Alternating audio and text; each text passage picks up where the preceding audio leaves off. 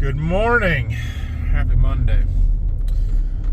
Sorry for not putting a video out yesterday, or I guess it would have been Sunday for you guys.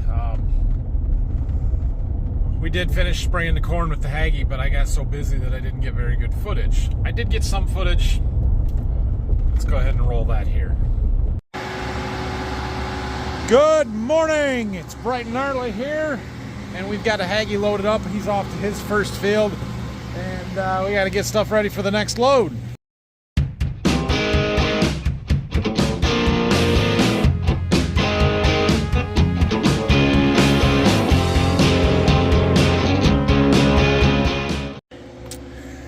So we're going to try and get as much done here this morning and early afternoon as is possible. And we got to keep things moving. So he's heading down the road to 78-acre field down that way. And we have another 65 and 10 or so down there that I would like him to spray, and so instead of him running back here, we're going to take the tender. We've got the water on there already, but we got to get chemical, and so we need to get some of this Mirabesneo out of that shuttle. We're just going to put it in jugs. I know you're not supposed to reuse jugs. It'll be okay. It'll be okay. And we're going to take some boron with us. I think that's all we need for this field, so it won't take too much. Just got to get our rates right, or our numbers right, so we know how much stuff we need to take. What a beautiful morning it is. So he's down the road there finishing up spraying. We've got a little grass lot here. We own this grass area in front of this barn. I don't know, it's weird how it's shaped, but we own the field around it and kept that part of this lot, and it's really handy for things like loading up sprayers and hauling grain trucks out and stuff like that. So we're going to spray this field across the road over there, that corn. And it's easy just to load right here. So beans looking decent. I am not walking out there because they are soaking wet from the dew. You can see all of that leaf wetness there. That's what creates disease. So that's fun. We'll be spraying beans probably next week. So same thing we're doing to the corn now. We got to start thinking about doing to the beans, putting the R3 fungicide on.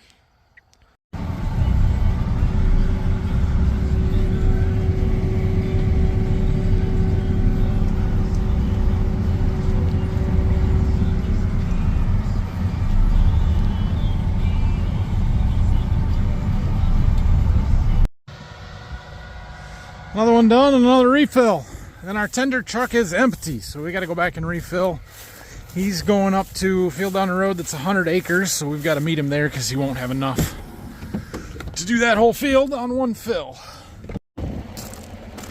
Trying to make sure we've got everything. The first load here is an easy one. You don't even need the boron because we are doing fields that we wide dropped and put the boron in when we wide dropped. So just need water and the fungicide.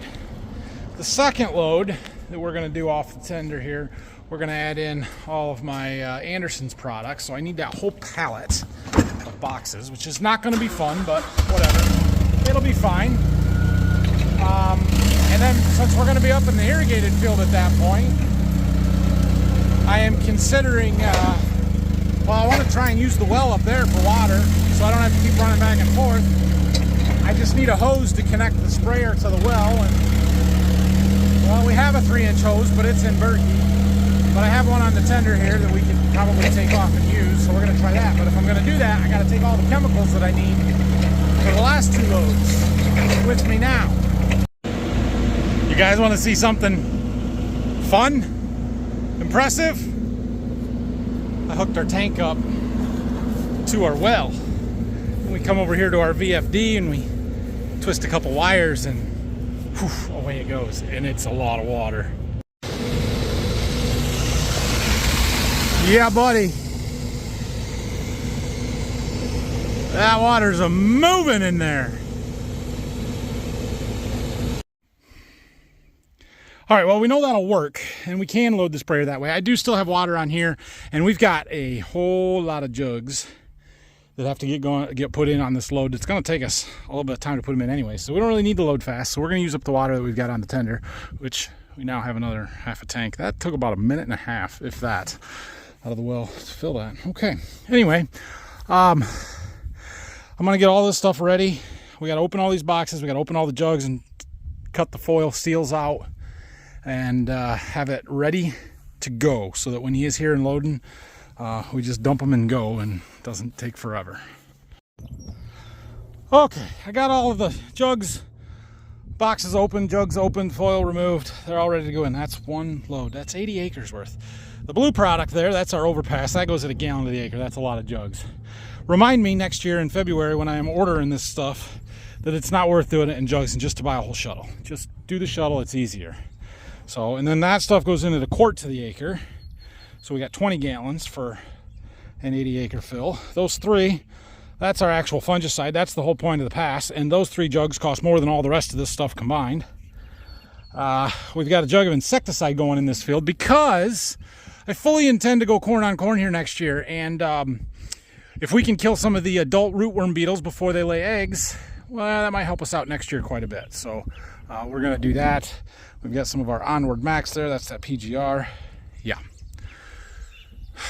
The Haggie's in this little field across the ditch. He's spraying out whatever little bit he had left of the last tank load.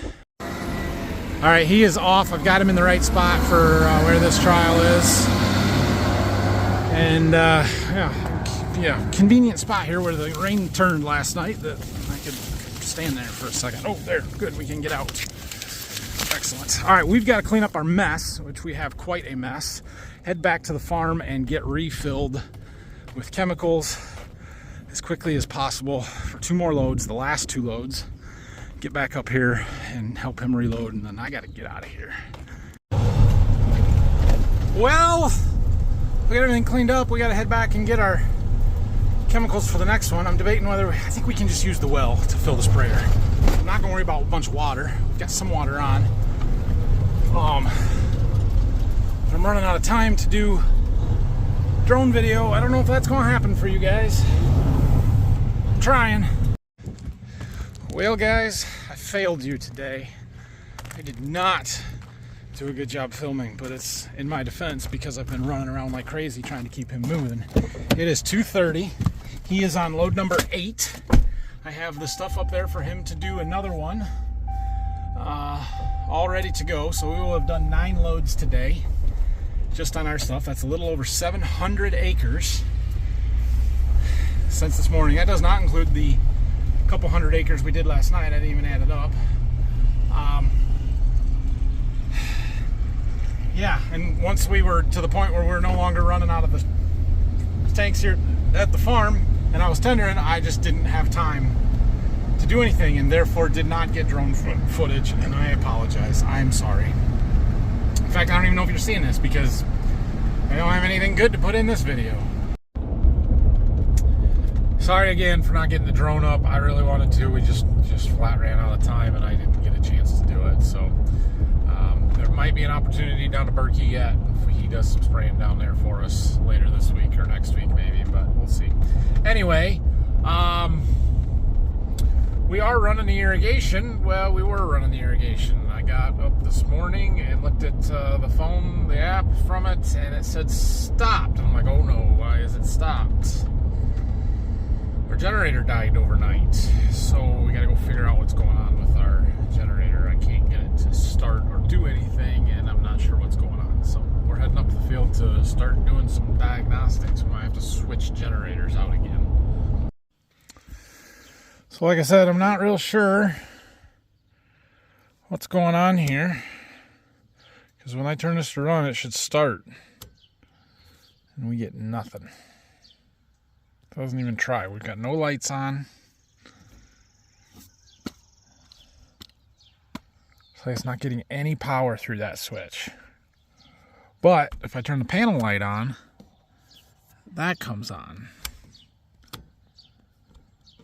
I don't know. First thing I'm going to do is test our battery and see if it's got what kind of juice it's got. Test at 12.67. That doesn't seem like a problem. I brought my jump pack thinking that maybe that would do it, but I doubt that's it. There's some fuses. Maybe we should check those fuses. You guys. I folded down this panel. That might be a problem.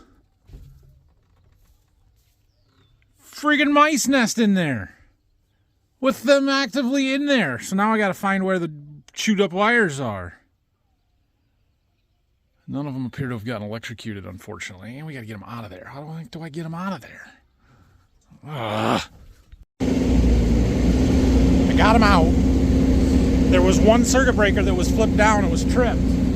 Whether it was... No, it wasn't tripped. It was like broken, turned off. I don't know if those circuit breakers have a... You know, it's tripped position like a normal circuit breaker in a electrical panel like that would. Or if they just turn off when they short. I don't know if that mouse jumped on the breaker and shut it off, or if it chewed the wire and shorted it somewhere and it tripped. But we're running. Did not have that on the bingo card today. Mouse tripping breakers or shutting off breakers, killing my generator. Alright, well, I guess we need to go back to the farm and get some mouse bait poison. Throw it around our generator. I don't know. At least it was an easy, simple fix. Alright, I ran back up here and I put some bait blocks and stuff out on the generator. I put one in that compartment back up there. I put one down there on the frame. A couple in here. Hopefully, that will keep them out. Okay. On another note, I heard back from our power company this morning. It's going to be quite reasonable to get the power brought here. The issue is still dealing with them. Now, the project manager, the guy that reached out to us a couple of weeks ago and just kind of showed up all on his own, he's doing a great job, but he can't put in an order, and so he's like, well, you got to call our 800 number. They are not quite so easy to work with, because I tried calling them, and I didn't know our farm's tax ID number off the top of my head, so they're like, well, you have to call us back when you have that, and just not very helpful. And then they're like, well, what else can I help you with today? And I'm like, get me service. Well, we can't do that. Okay, well, then we'll talk to you later. And it's the same power company that we have at our farm. They know who we are. They have our account. They could find this information super easy if they would put any effort in whatsoever. But it's okay. I'll do the work. I'll do it. I'll go find it. I'll call them back. All right, now what? We got the generator running. We got our rat bait or mouse bait up there so we can, you know, keep it running. I did get a hold of the power company, and the second person I talked to was much more helpful than the first person. Anyway, we got all that stuff scheduled, so hopefully we'll hear from them. Should be, I don't know, 3 or 4 weeks, and we'll have it running. About the time we're done irrigating for the year, we'll have the power up there, which is fine. It's fine. Anyway, I'm gonna go back down to my seed warehouse. I started working on another little landscaping project around my flagpole yesterday. I'm gonna keep working on that, I think. A little later this morning, we're gonna go look at some bean fields and see if we need to be spraying fungicide on beans yet. I don't think they're quite there, but they are getting close. So I got the boys. They're gonna help me go get some rocks. So we put up this super nice flagpole here, but we need to fix this area, landscape it a little bit. So I went through and I cut an edge, dug some sod out, made a hard edge. We're gonna get some field stones and lay them in that trench there. We'll get some landscape fabric, put down. I sprayed the grass with some glyphosate so it's dying. We'll cover that up, and then eventually we'll get some plants in here, hide this electrical stuff a little bit, and get some stone down or something to make it look nicer. We got a little rock stockpile back here. Oh, that's mostly concrete chunks from when I built my house, I think. We'll start with that, see how far we get. Well, that's not quite enough, but we're close. Gotta go from there to there. I've made a little progress since I talked to you guys. Nice. We're getting closer. So I got some landscape fabric down after we got all our rocks in, and I got a few plants.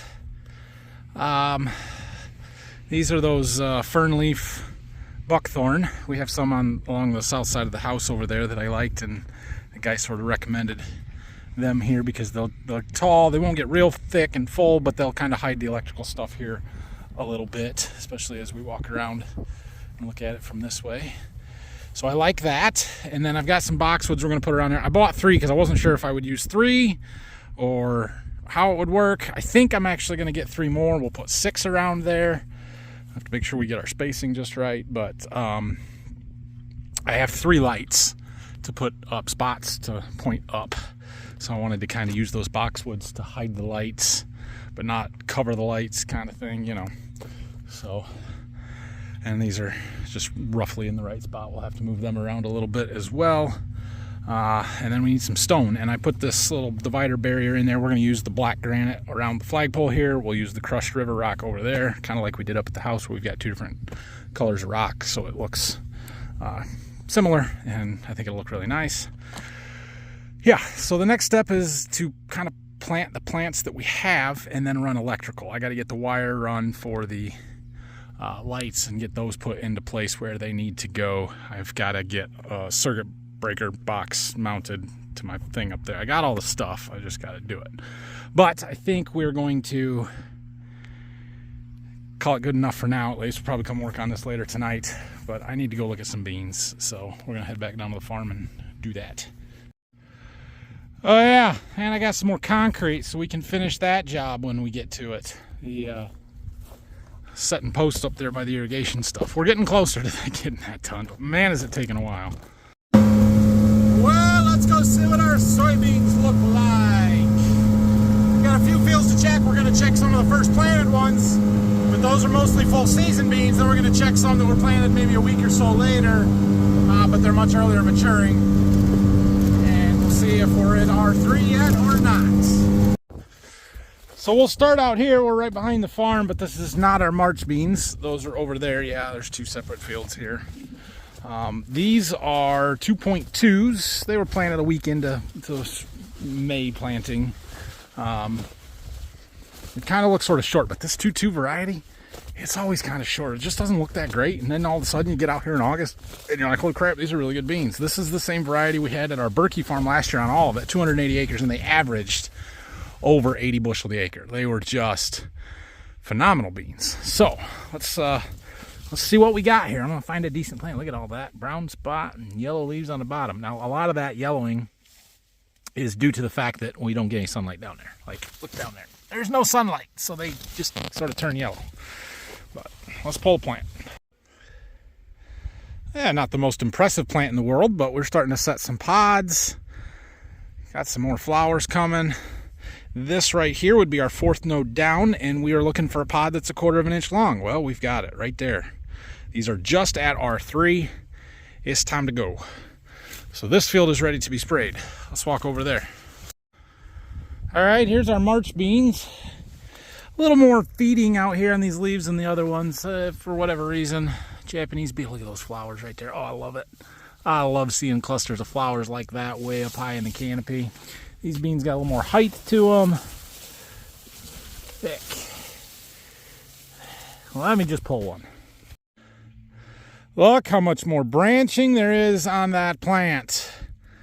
Wow, impressive. Much thicker stalk. Our base, lots of root nodules right there.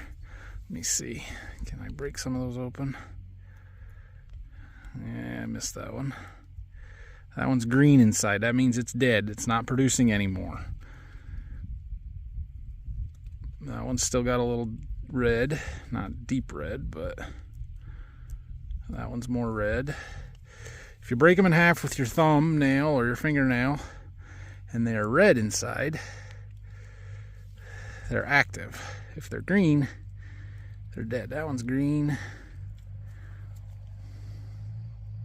Sort of hard to do this one-handed. A lot of green ones there. Anyway, let's find what growth stage we're at. So these were planted March 25th. Those were planted May 8th, 10th, something like that. 2.2 maturity, 3.0 maturity. We're at basically the same growth stage. Right there's our 4th node down from the top. We've got the same looking pod there. These are R3. It's time to spray them, but just look how much more there is to this plant. That's why I wanted to plant them in March. Now they're not all quite like that, and we do have one of the challenges that I'm finding with these March beans is the weed control and how to time the herbicides.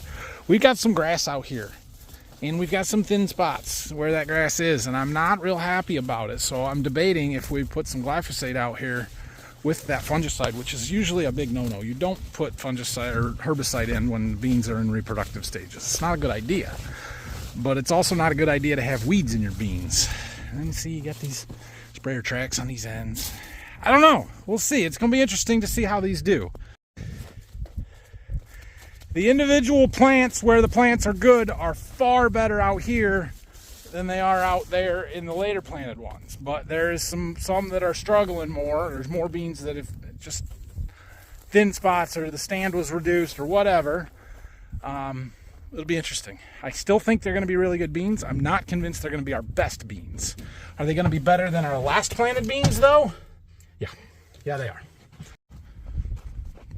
For the record, we have these thin spots in our non-March planted beans too, so it's not just because they were planted super early that spot was there. Anyway, these are 2.5s, I believe. 2544 XF Extend Flex bean, and they look really good, especially considering the farm that they're on. This is not our best, but these look nice. I'm gonna guess these are ready to be sprayed too, but you're gonna have to pull a plant to find out.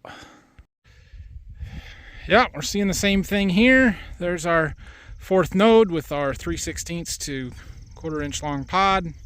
Absolutely. A little bit more branching than the first ones, not near as much as the early planted ones. But these are good beans. Okay, well, we got a list of fields that we're gonna have to spray. I'm guessing based on what we're finding here that most, maybe not all, but most of our beans, it's go time.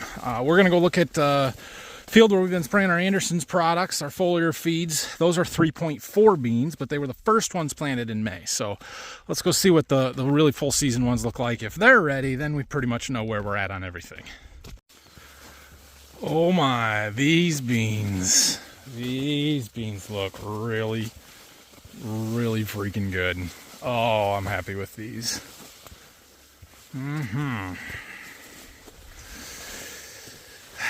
Let's see what we've got here.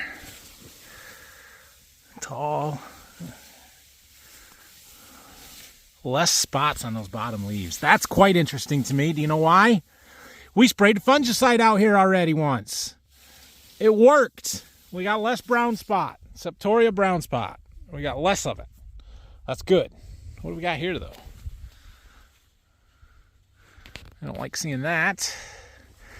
This is, like I said, where we've been putting our foliars and stuff and pushing it. I wonder if it's possible we got a little burn on some leaves. Maybe, but I doubt it. I severely doubt it.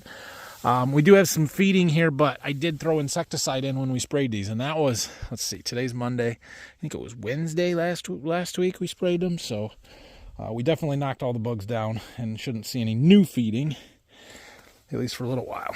We'll put more insecticide in when we do our R3 fungicide, which is it time. Let's pull a plant.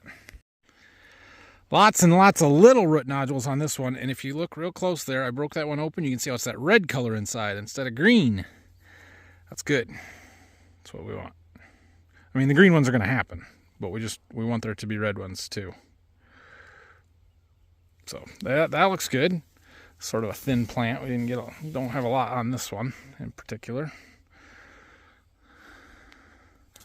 But 1, 2, 3, 4. Okay, so those are little mini pods, but they're not quite as big as what we were seeing on the other one. The next node down has some, but this is in the top 4. So this particular plant would still be considered R2. So what that tells me is we can spray these this week, but we're going to do other ones first. I'm going to save these for a little bit later in the week. These beans have a long ways to go yet. We're going to need some rain, which we are starting to get sort of dry. The last time we had a good rain was 2 weeks ago tomorrow night.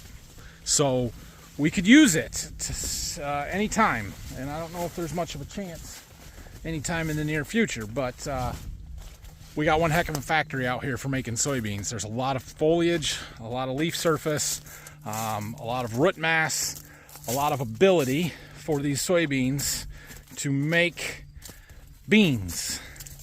We got to have the right weather conditions from here on out. Just because you get a lot of foliage in beans does not mean you're going to have good beans. It is entirely possible to have 5-6 foot tall beans with no pods on it. Now that's not the case out here, but just because we got the big factory doesn't mean we have the beans yet. We still got a long ways to go. Apparently we're still hauling corn. It's not worth much anymore, but we're still hauling it. That's good, actually. It's probably contracted. Well, I got back and we were sitting around in the office having a little impromptu company meeting, and I got a notification that the irrigation stopped and it lost communication with the base, which sounds like a generator issue. So we'll go see if I got to chase more mice out or what the heck is going on. Mouse bait takes a little while to work. They aren't just gonna die as soon as they eat it, so might be fighting this for a couple of days here. This could be a problem. Well, it is a generator issue, and there are no mice, at least not at the moment.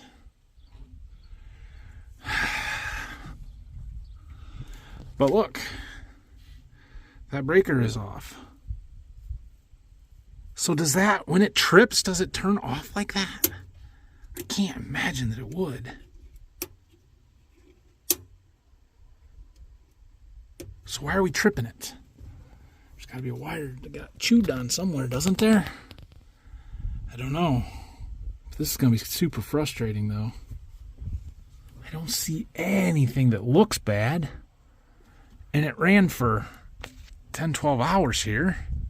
What are the chances that a mouse crawled on that same breaker and tripped it again? Pretty low, I would think. It's got to be tripping. But why?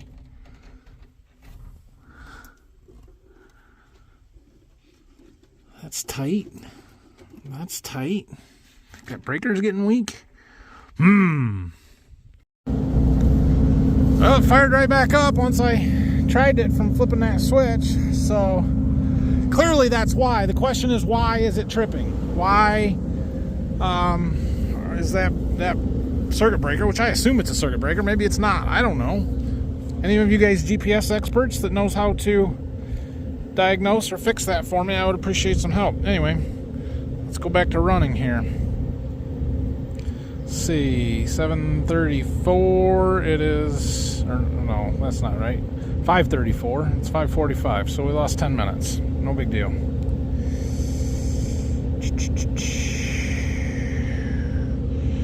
Engine starting. It's doing it when the pump is off too. Both times it's been in a center lane when the pump is off. That seems strange to me. And not when it's starting, like shortly after it shuts off. So why? All is good.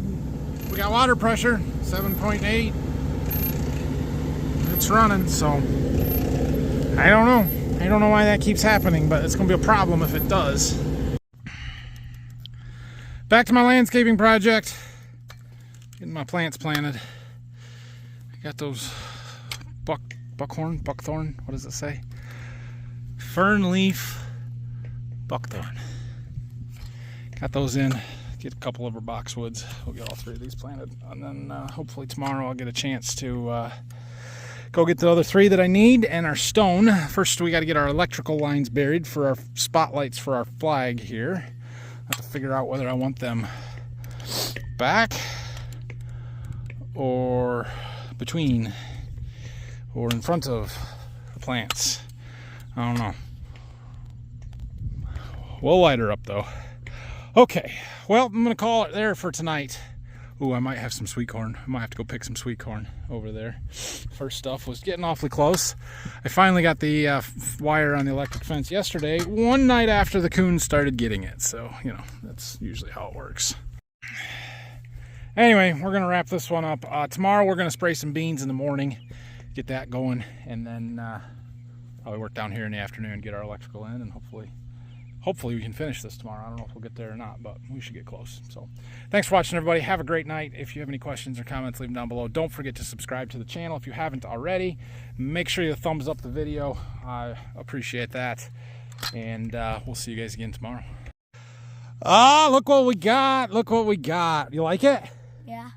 Rylan got his very own Best RX shirt. Looks just like his dad. Oh. Nice. Where can they get them? Do you remember? Farm Focus. FarmFocus.com. Border View Farms. Go check it out.